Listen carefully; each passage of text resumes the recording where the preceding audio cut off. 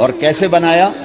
فرشتوں کو کی آنکھوں پہ پردہ اور آدم کو سلا دیا. آدم علیہ السلام سوئے ہوئے ہیں، فرشتوں کی آنکھوں کے سامنے پردہ ڈال دیا گیا. جب آدم اٹھے ہیں، اور ایک اور بات، جنت میں رہ کر بھی آدم علیہ السلام کا دل نہیں لگتا تھا، اداس اداس رہتے تھے. اماں آئی تو بابے دا دل لگا، تو اداس رہتے تھے جنت میں. جب آنکھ کھلی تو اپنے لیفٹ سائیڈ پہ ایک خاتون سر سے لے کر پاؤں تک لباس میں. آپ نے سنا ہے نا، یوسف علیہ السلام دنیا میں سب سے خوبصورت ہستی پیدا کیے گئے. یہ مردوں میں، عورتوں میں سب سے خوبصورت حضرت حوا کو پیدا کیا. کون ہے؟ کہتے ہیں اللہ کی آدم تیری بیگم. کون ہے تیری بیگم؟ نکاح پڑھایا. پھینکا آدم مہر ادا کرو. تو انہوں نے پوچھا کیا مہر دوں؟ تو وہاں تو سونا چاندی ڈھیر لگے پڑے تھے. اللہ تعالیٰ کہتے دا من سونا چاہ کے دے دے. میرے اللہ نے کہا تیری نسل میں میرا آخری حبیب آنے والا ہے، اس پہ ایک دفعہ درود پڑھ دے، یہ مہر ہے. سیدھے ہاتھ میں برکت ہے. پیدا کیا الٹی طرف سے.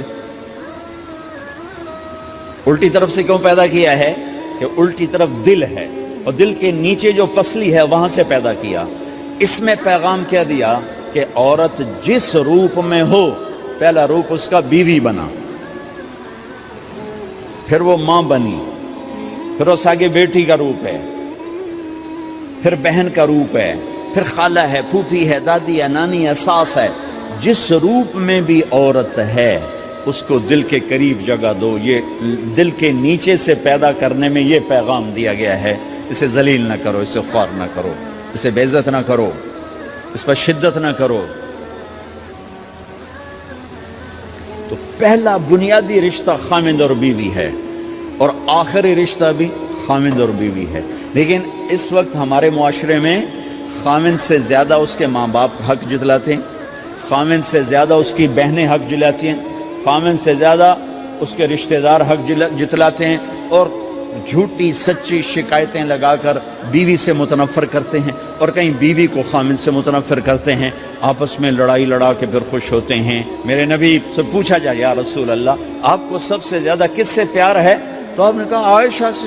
اللہ، وہ جھینپ کے کہنے کے نہیں، میں پوچھ رہا ہوں لوگوں میں آپ کو کس سے زیادہ پیار ہے؟ تو آپ کہتے ابو بکر سے. تو آپ نے پھر کہا ابوہا، مجھے عائشہ کے باپ سے زیادہ پیار ہے. پھر پہلے عائشہ کا، تو پھر کہتے ابو بکر. تو آپ نے کہا نہیں، ابوہا، مجھے عائشہ کے باپ سے سب سے زیادہ پیار ہے. یہ آپ کو میسج دیا ہے کہ گھر کی زندگی کیسے ہوتی ہے. کوئی عشق نہیں چڑھا ہوا تھا، میسج ہے نا. ہم عائشہ چھوٹی عمر کی تھیں، ان کو آٹا گوندھ کے دیتے تھے، پھر جب ان کو آٹا گوندھنا آ گیا پھر چھوڑ دیا. پھر ان کو سامنے بٹھا کر لقمے بنا کے کھلاتے تھے. پھر ہم عائشہ رضی اللہ تعالیٰ عنہ کوئی گوشت کا ٹکڑا، وہاں بڑے بڑے گوشت کے ٹکڑے پکائے جاتے تھے، تو کوئی گوشت کا ٹکڑا اٹھایا اور ایسے 2-4 جگہ سے نوچا اور پھر رکھ دیا. سارا کھایا نہیں جاتا تھا، تو اللہ کے نبی اسی کو اٹھاتے اور حضرت عائشہ کو دکھا کر جہاں سے حضرت عائشہ نے نوچا ہوتا تھا وہاں سے یوں کاٹ کے دکھاتے تھے. پھر حضرت عائشہ رضی اللہ تعالیٰ نے گلاس اٹھایا پانی پینے کے لیے، جہاں ہونٹ لگائے پہ گلاس رکھ دیا. بڑے بڑے گلاس ہوتے تھے، تو حضرت ہمارے نبی اٹھاتے تھے، جہاں عائشہ کے ہونٹ لگے ہوتے تھے وہاں ہونٹ لگا کے پانی پیتے تھے. یہ آپ کو سکھانے کے لیے ہے. اپنے گھر والوں کے ساتھ بیٹھ کے کھانا کھاتے.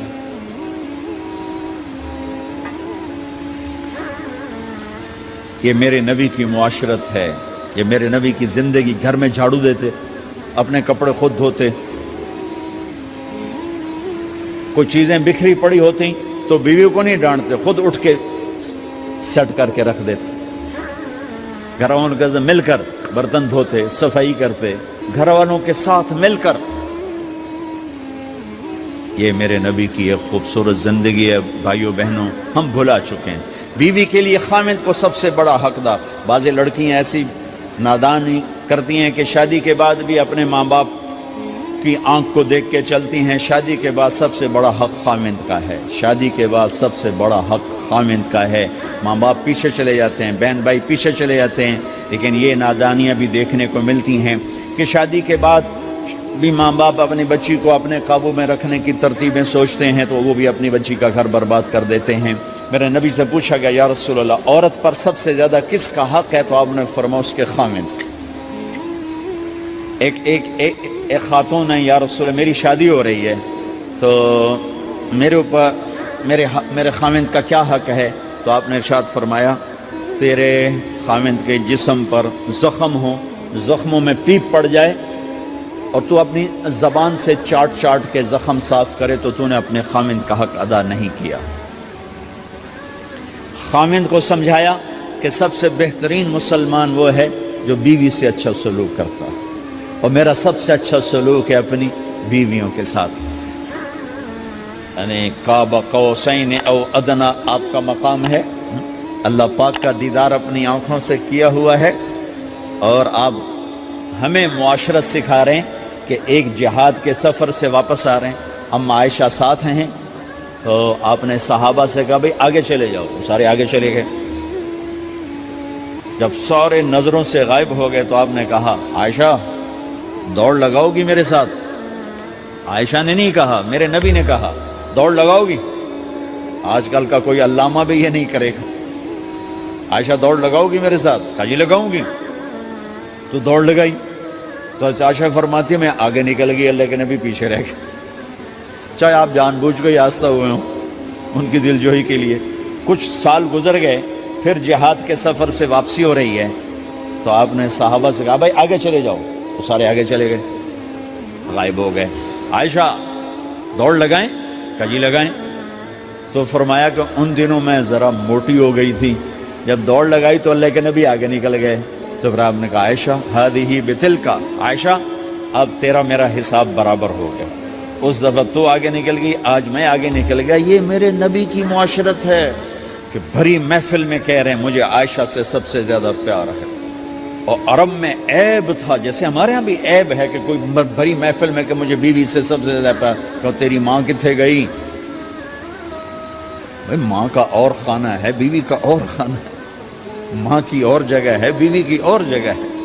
تو میں آپ سب سے کہتا ہوں ماں باپ کی وجہ سے بیویوں پہ زیادتی نہ کرو، بیوی کی وجہ سے ماں باپ پہ زیادتی نہ کرو، بڑے ہو تو بڑے بنو۔ ہمارے نبی تھے، آپ سسر بھی ہیں نا، آپ نے 4 بیٹیوں کی شادیاں، 2 تو ایک ہی کو دے دی عثمان کو، رقیہ اور ام کلثوم رضی اللہ تعالیٰ عنہما، حضرت عثمان کے نکاح میں، ابو العاص رضی اللہ تعالیٰ عنہ کو زینب، اور سب سے پیاری محبوب بیٹی حضرت علی رضی اللہ تعالیٰ عنہ۔ باقی 3 نکاح بڑے سادہ کیے، حضرت فاطمہ کا نکاح بڑے دھوم دھام سے کیا۔ ان کا رشتہ لے کر صدیق آئے، یا رسول اللہ میں خواہش مند ہوں، آپ چپ رہے۔ پھر حضرت عمر بعد میں گئے، یا رسول اللہ میں خواہش مند ہوں، آپ چپ رہے۔ تو عبد الرحمن بن عوف رضی اللہ تعالیٰ نے حضرت علی سے کہا علی تو جا، تجھے دے دیں گے۔ وہ کہنے کہ میں تو بہت غریب ہوں، مجھے کہاں دیں گے؟ حضرت علی کا ذاتی گھر بھی نہیں تھا، کسی سے ایک کوٹھا مانگ کے اس میں رہ رہے تھے مدینہ میں۔ کہا نہیں تو جا جا۔ تو یہ مسجد میں پہنچے، اللہ کے نبی کو دیکھا تو ایسا روب طاری ہوا کہ بولے ہی کچھ نہیں۔ اللہ کے نبی کو تو پتہ ہے کہ کیا ہے اور کس لیے ہے۔ تو آپ نے کہا علی کیسے آئے؟ چپ۔ کہا لگتا ہے فاطمہ کے رشتے کے لیے آئے ہو؟ جی ہاں۔ تو ہم نے کہا انشاءاللہ، اتنا کہا انشاءاللہ، اور چپ ہو گئے۔ تو حضرت علی چپ کر کے اٹھ کے باہر آ گئے، صحابہ باہر کھڑے ہوئے تھے۔ تو کہنے لگے یار دیکھا نا، میں تمہیں پہلے ہی کہتا تھا مجھے نہ بھیجو، انکار ہو گیا، بولے ہی کچھ نہیں۔ تو حضرت عبد الرحمن بن عوف کہنے لگے جنہوں نے بھیجا تھا کچھ تو کہا ہوگا، کہ بس انشاءاللہ کہا تو اللہ کے بندے ہاں ہو گئی، نبی کی انشاءاللہ ہاں ہوتی ہے، یہ ہاں کیوں نہیں کی؟ سبحان اللہ، اللہ اکبر، یہ ہاں کیوں نہیں کی؟ گھر گئے، فاطمہ علی کا رشتہ آیا ہے کر دوں، اس لیے ہاں نہیں کی۔ ہم تو بیٹیوں سے پوچھتے ہی نہیں، عیب سمجھتے ہیں بیٹیوں سے پوچھنا۔ یہ میں گاں نو بن چھڑیا قلعے نال، ایویں اسی دیاں نو بن چھڑنے قلعے نال۔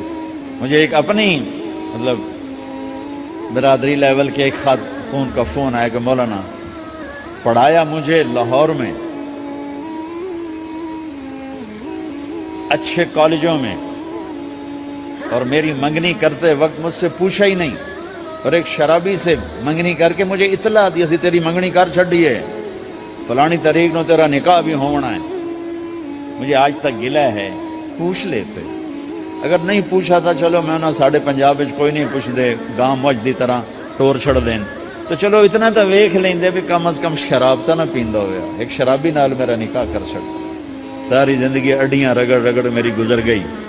علی جیسا رشتہ آیا ہو تو اوپر سے حکم بھی آ چکا ہو کہ علی کو ہی دینا ہے، تو پھر آپ فاطمہ سے پوچھیں، فاطمہ تیرا رشتہ آیا ہے علی کا کر دوں؟ حضرت فاطمہ نے ہاں کی تو پھر مسجد تشریف لائے۔ یہ آپ کو معاشرت سکھائی جا رہی، انسان زندگی کیسے گزارنی ہے، مرد عورت ہے زندگی کیسے گزارنی ہے۔ پہلا رشتہ جو قائم ہوا دنیا میں وہ ہے خاوند اور بیوی، حضرت آدم اور حوا کا نکاح ہوا۔ اللہ تعالیٰ نے عورت کو کمزور بنایا تو پہلے دن سے اس کو عزت اور احترام دیا تاکہ ساری زندگی اس کمزوری سے ناجائز فائدہ نہ اٹھایا جائے بلکہ اس کو عزت دی جائے۔ کہ آدم علیہ السلام کے لیے مٹی کٹھی کی، پانی ڈالا، گوندھا اور ایک اسٹیچو بنایا اور ڈال دیا۔ جب وہ خشک ہوا اس میں روح ڈالی، اور پھر وہ ننگے بدن تھے، پھر ان کو جنت کے کپڑے پہنائے اور جنت میں ڈال دیا۔ اس کائنات کا حسن بھی عورت سے ہے اور جنت کا حسن بھی عورت سے ہے۔ حضرت آدم علیہ السلام جنت میں، لیکن بابے جی دا دل ہی نہیں لگتا، کلے کلے ہی ٹورے پھر دیں۔ اب اللہ نے عورت کو بنانے کا ارادہ کیا تو اللہ ایک ڈھیر مٹی کا اکٹھا کر کے عورت کے لیے بھی بنا دیتا اور اس کا اسٹیچو بنا دیتا اور اس کو خشک ہونے دیتا، پھر اس میں روح ڈالتا، پھر اس کو کپڑے پہناتا۔ آپ حیران ہوں گے سبحان اللہ، اللہ نے ایسا نہیں کیا۔ آدم علیہ السلام سوئے، آنکھ کھلی تو دیکھا ایک خوبصورت حسین عورت۔ یہ بات اکثر لوگوں کو معلوم ہوگی کہ یوسف علیہ السلام دنیا کے حسین ترین انسان تھے، اور یہ بات شاید کسی کو معلوم نہیں ہوگی کہ